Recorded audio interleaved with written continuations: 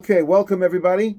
We're in chapter 3 of marketing management.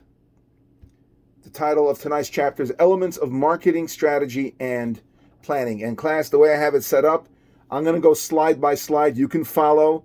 And of course, there's information on the bottom that I'm going to be reading from occasionally, which I have up on another computer. So we're doing this two-computer day trader kind of situation where the slide that you see will be just the actual slide without the elements explained on the bottom. I have that on my other computer, so I will read from it occasionally. So tonight's learning objectives are the following. Number one, examine the concept of value and the elements and role of value chain. Understand the conditions required for successful marketing planning. Identify various types of organizational strategies. Conduct a situation analysis.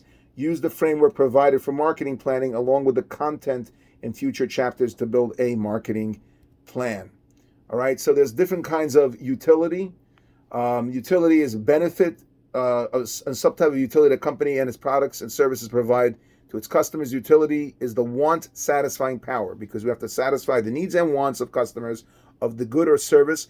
Four major kinds of utility exists, which is form, okay, the actual form, the time, place, and ownership. Form utility is created when the firm converts raw materials into a finished product, hence the name form, and that are desired by the market. The other three are time, place, and ownership, meaning that these items are created and available to customers at a convenient location, so they don't have to run around looking for it.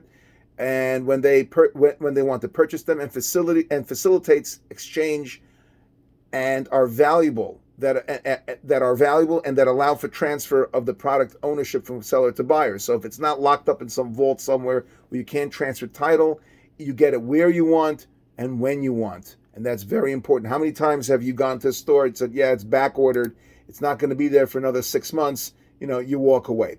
Value is at the core of marketing. Value proposition is the firm's communication of the unique value of its products to its customers. The value message may include the whole bundle of benefits the company promises to deliver, not just the benefits of the product itself. All right, let's move on to the next slide. It's pretty self-evident. I don't have to read the bottom on that. Now, let us move on. The next slide is the value proposition. A firm's value proposition must be strong enough to move customers past satisfaction. So you have customer satisfaction, because it's not enough to just satisfy them. Why? Because you want to retain them. You want them there long term. So you have customer satisfaction, you have customer loyalty, customer retention, which will increase, and the loyalty is very hard to gain, as we mentioned, because just loyalty in general is hard to get these days. And of course, you're going to prevent customer switching or customer defection, which is something that is really, really bad. The next slide is the value chain. The value chain, in simple terms, is anything and everything that goes into bringing value to the customer. Okay, so the value chain serves as a means for firms to identify the ways to create value, which is the most important thing, because if you have nothing created, that's nothing valuable that's created, it's worthless. Of course, they have to be able to communicate it, and that's really what marketing is about, and marketing management is about communicating that and delivering more customer value within a firm than, of course, other firms, and that's how you compete. Your value chain is better in all aspects. Now let's look at the aspects of a value chain. You have, of course, the tip of the spear is the margin, your profit margin, making money, because I don't want to go on record as saying that, but yeah, the purpose of business is to make money. Ultimately, obviously, you have to do it in an ethical way, in a legal way. You have to make sure that the customer gets what he or she wants, but the margin is important. So you have supportive activities and primary activities. The primary activities are the logistics, the inbound logistics, which we'll talk about shortly, operations, outbound logistics, marketing and sales, and of course, service. The support activities is the infrastructure, the internal workings of the organization, HR, human resource management. If you don't have good employees are not happy, etc., you can't retain employees, the product or service will be subpar.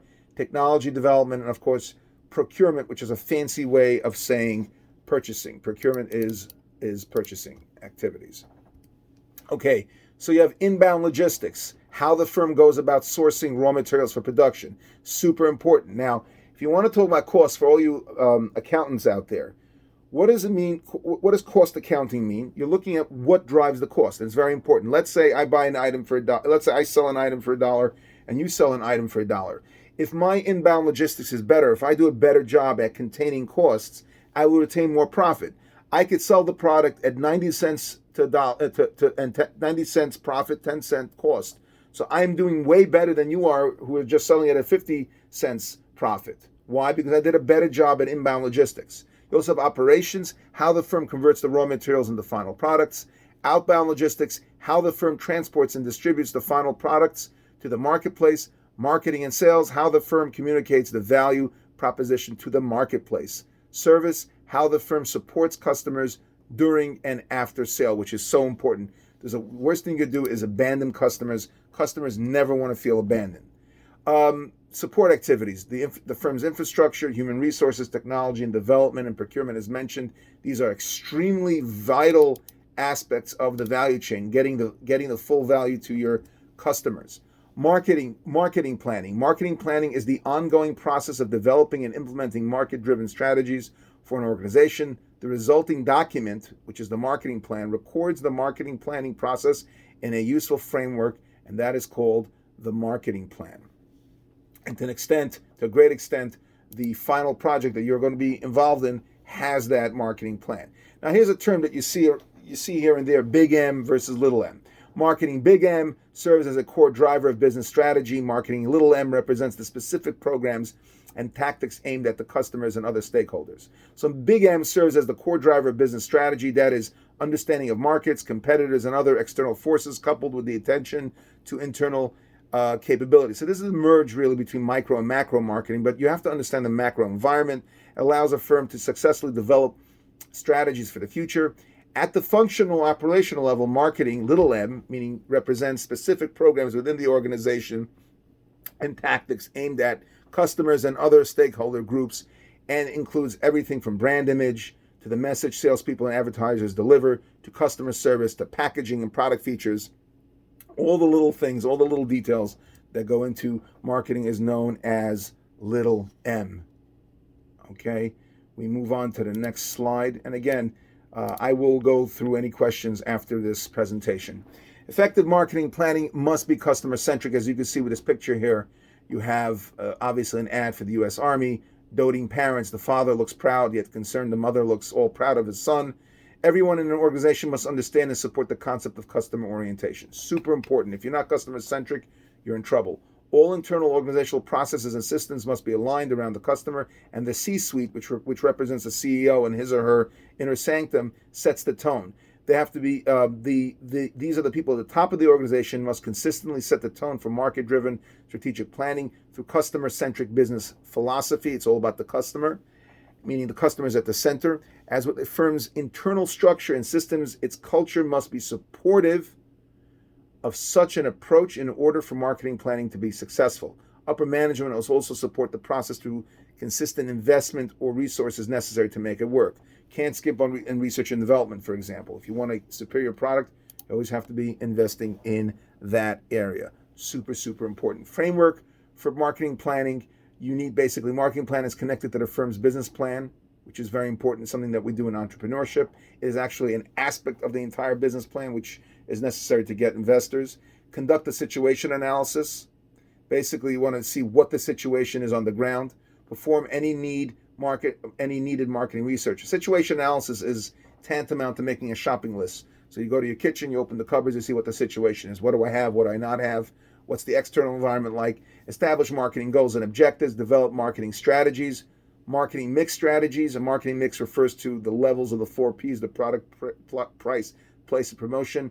Those are the ingredients in the marketing plan. Think of the marketing plan as the end result, the cake, and the 4 Ps as the ingredients, and how much of each you put into the marketing plan. For example, Walmart is tremendous with the price, roll back the price, and they're all about the place because they're ubiquitous. They're all over the place. Develop the implementation of the plan, which is so important. No point in putting a plan on paper and not implementing it. It provides for contingency planning, which is very simple. What happens if your plan fails or something changes? You have to have a contingency. An SBU, just as a pre-definition here, is a strategic business unit. It is a business within a business. Think of Johnson and Johnson. Think of any, PepsiCo. PepsiCo has Frito-Lay and it has Pepsi Cola. Think of Johnson and Johnson has Johnson and Johnson Wax. I believe it has Windex. It has Band-Aid, Tylenol. Those are all the little strategic business units. So market-driven strategic planning is often used to describe the process at the corporate or strategic business unit level of marshaling, getting together the various resource and functional areas. Functional areas are the departments of the firm toward a central purpose around the customer. And again, each SBU will have its leadership, and of course, it gets its marching orders from top. Okay, we go to the next slide. Elements of marketing, planning, portfolio analysis. And the portfolio is all the little businesses within your main business. Portfolio analysis views SBUs and sometimes even product lines within the SBU as a series of investments from which it expects maximization of returns. It wants to make sure a car company, for example, wants to make sure that this particular line of sports cars is doing well. And if it doesn't do well, it may just be cut next year. And there are two different ways of looking at it. One is the Boston Control Group share matrix, which we'll go into more detail, and the GE business screen. These are concepts, again, I haven't seen in a long time in the book, but we'll go into it. Now, basically, the Boston Control Group, forget about those little red dots for a minute. Those represent the little, the amount of market share or the size actually of those little strategic business units. Okay, basically, let's look at the different categories. A star has a high market share and a high growth. It's important to building the future of the business. So a star, something that's a rising star, you want to invest as much money as necessary. A cash cow is exactly what it sounds like. Has a high market share but low growth. So it's not going anywhere. It's a steady eddy. It's low growth, but it's growing. But it has a high market share, so you're making a lot of money from it. Key source of internal cash generation for the firm, and you want to keep that going because it'll help you fund other areas of the business. A dog, as it sounds, any dog owners out there, I hope you're not offended. A dog basically is low share, low growth, potential high cash users, and prime candidates for liquidation or divestiture. Problem children or question marks, low share but high growth. It says low market share. Now maybe it's low market share because you haven't done enough marketing. It's still in its infancy in the product life cycle, but it has a potential for high growth, or it's growing quite nicely. It's trending nicely. So high cash needs, so you may want to funnel some of that money from the cash cow and see if nurturing will do the trick. Now the next matrix is way more complicated, but much more robust. It's called the GE business model. We're not going through all the different, we're not going through all the history behind it. Nobody wants to be bored by it. But basically you have on the X and Y, you've got the market attractiveness and business position.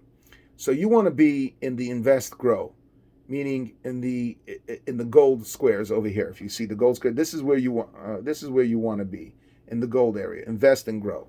Then there's selective investment. You got to be selective and make sure that you want to invest in it. And of course, harvest or divest. These are the purple squares. This is basically an area within this matrix that tells you stay away from these products. They're not very, very good. They're dangerous potentially. Get what you can out of it. Maybe you sense that it's at the bottom of the curve. It's no longer viable. It's going to be out of style soon. It's a fad. Get rid of it. Don't spend money on it.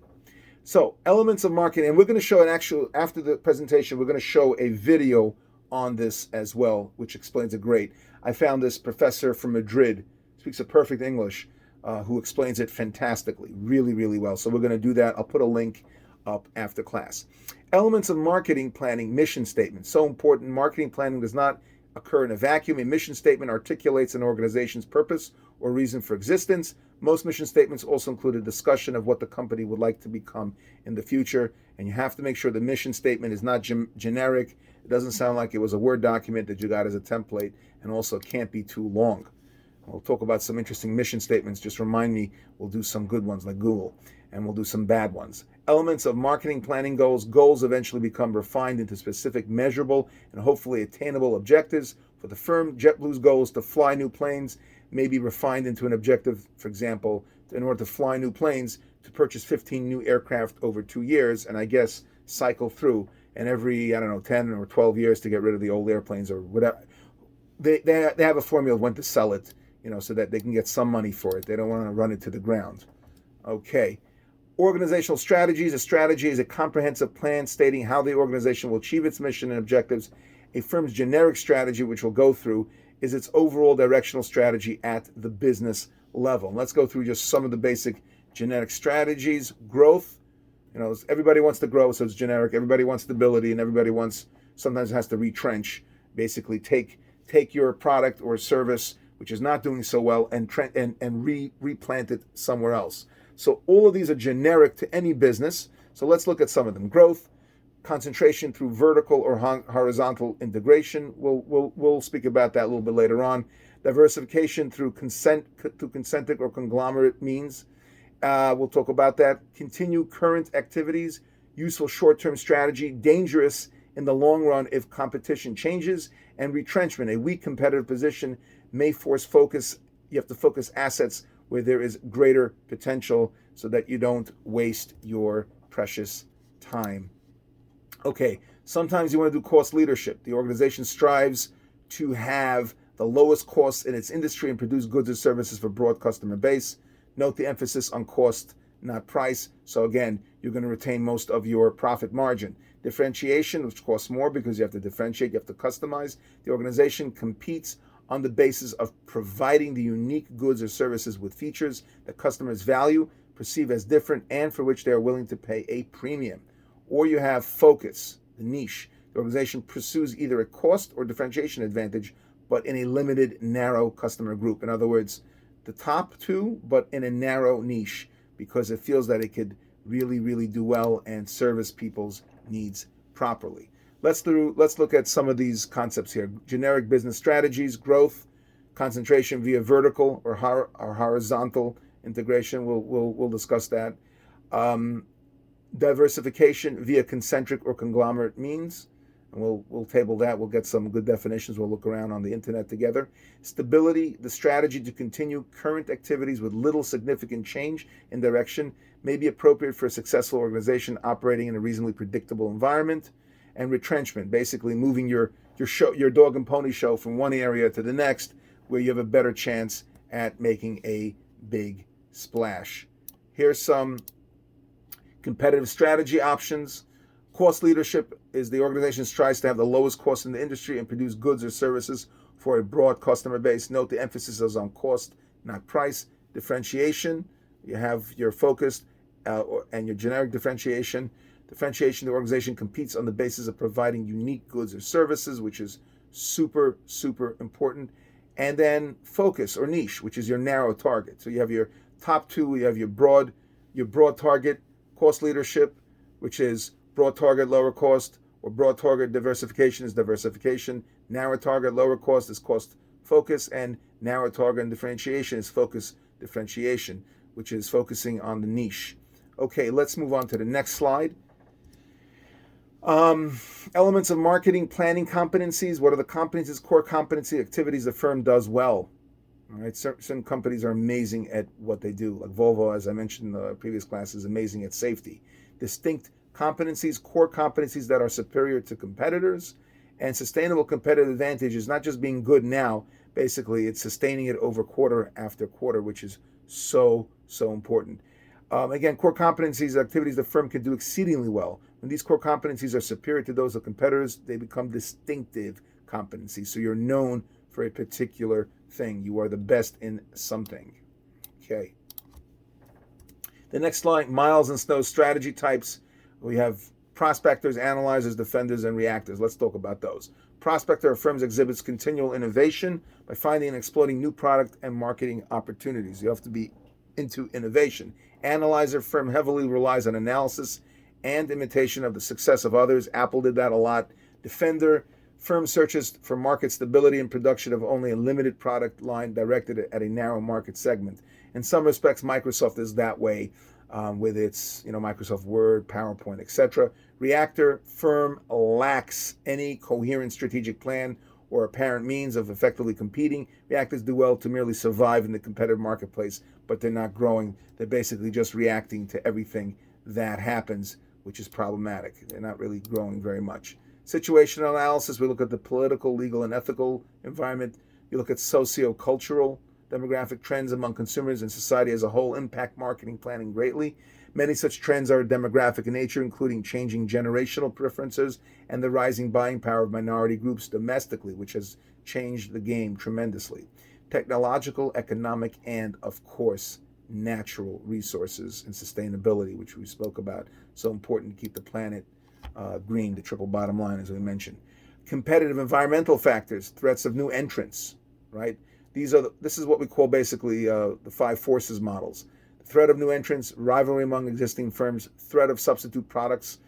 So you may not want to, these are all indicators of whether or not a particular industry is attractive and will actually repel other companies from coming in. So if there's a lot of threat of new entrants, well, it's not such an attractive business to get into, because if everybody could get into it, why should you be successful? Rivalry among existing firms, tremendous amount of rivalry was signaled, don't get involved, because who says you can actually get a big enough piece of the pie to make it worth your while? You may not be able to survive. Threat of substitute products. Well, if your product could be substituted easily, then you're in trouble. And bargaining power of suppliers. Suppliers impact the competitive nature of the industry through their ability to raise prices or affect the quality of inbound goods and services. So they impact your actual bottom line, which is super, super important. So if they have a tremendous amount of bargaining power, your hand is going to be below and not really, you're not going to be able to do well. And these are this is exactly the five forces model that we just mentioned, but in a graphic. Okay, this is the famous Porter's five forces. Internal environmental factors, and in a SWOT analysis, we'll talk about this. SWOT, the strengths and the weaknesses are internal, opportunities and threats are external. So the internal environmental factors, the structure, the firm's structure and systems. To what degree does the present organizational structure help or hinder successful market-driven strategic planning? Are your internal systems set up, your policies and procedures aligned to effectively service customers? If not, then you're killing yourself. You have to look at the firm's corporate culture, the leadership, and the resources that the firm has. Do they have strong cash flow? Like Apple has, they're valued, well, not now because their stock fell a little bit, but when they split, they were valued over $2 trillion. They're sitting on a mound of cash. They have great research and development. They have a product that everybody wants. They actually have a cult following, which is amazing. So again, you have your firm structures and systems, firm culture, firm leadership, and the firm's resources. Okay, we're moving at a nice clip over here. Still got some time on the camera. Almost done with the quick presentation, and then we'll go back and redefine some of the concepts we had left behind. Elements of marketing planning, the SWOT analysis. It's a convenient way to summarize key findings into a matrix of strengths, weaknesses, opportunities, and threats.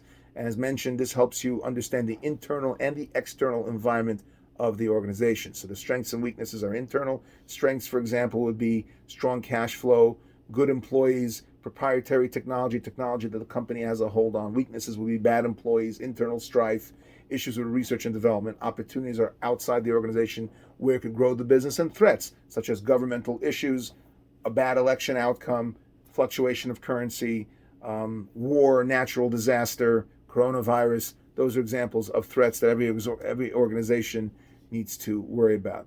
The next slide we're not going to go through is basically the SWOT analysis template. They did it in a very complicated manner. I love it when books try to make a big deal out of something. Just for simplicity, strengths and weaknesses are internal, opportunities and threats are external, and we gave a whole bunch of different examples. Slide number 33, elements of marketing planning, market research. Perform any needed marketing research, establish marketing goals, whether they're qualitative or quantitative. Quantitative goals are numbers, qualitative is soft stuff, like being, improving customer interaction, improving the company's equity outside the organization, how much the brand is worth, not just through money, but in the perception of customers. How do they view it? Do they view us as a socially responsible organization? Those are all qualitative. Speak to the qualities of the organization. Quantitative is raw, pure numbers. We move on to the next slide. Additional aspects of marketing planning, market penetration strategies involve investing in existing customers to gain additional usage of existing products.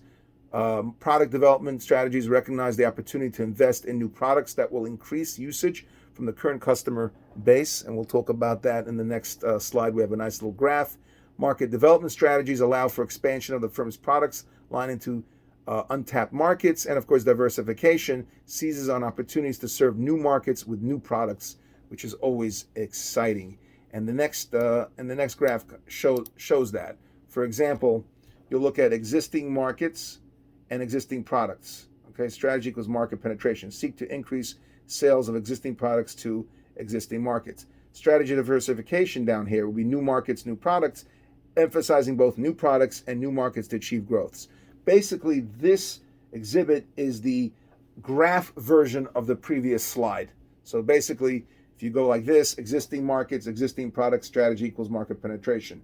New markets, existing products, strategy, market development. Existing markets, new products is strategy, product development, does the product development. New markets, new products equals diversification. That's the way you read this graph. Okay. Basically, elements of marketing planning, forecasting the needs. Of course, you have the budgeting, and you have to be able to measure things. Last week, we mentioned, I believe in this class, spoke about a marketing plan. How do you measure, let's say you have a sale in CVS, how do you measure success? We mentioned coupons being redeemed. Okay, that's a metric that they may use. They'll look at the same time last year before the sale, during the sale, and after the sale, and then compare numbers to see if they grew or contracted or stayed the same. Elements of marketing planning, control, and plans. Marketing control, process of measuring marketing results and adjusting the marketing plan as needed. Action plans, implementation strategy that describes specific tasks and the resources needed. Who is responsible, and metrics to track success. I gave you one quick example. You could look at market share growth as another example through your marketing plan. Contingency plans are plans that can be implemented should something happen. It's a plan B, a C, or a D. You have to, in order to have a successful marketing plan, you got to be flexible, utilize input, but don't become paralyzed by information and analysis. Okay, sometimes you have to go with a gut feeling and say, hey, I'm feeling something different here. Stay strategic, but also stay on top of the tactical things, the day-to-day things that you need to be careful with. And of course, give yourself and your people room to fail and try again. Don't be too rigid. What happens to something too rigid? Like a cedar tree is very rigid. If you have tall trees and there's a big storm, they're the ones that are going to fall first. Okay, so that's the end of the presentation. I'm just going to stop the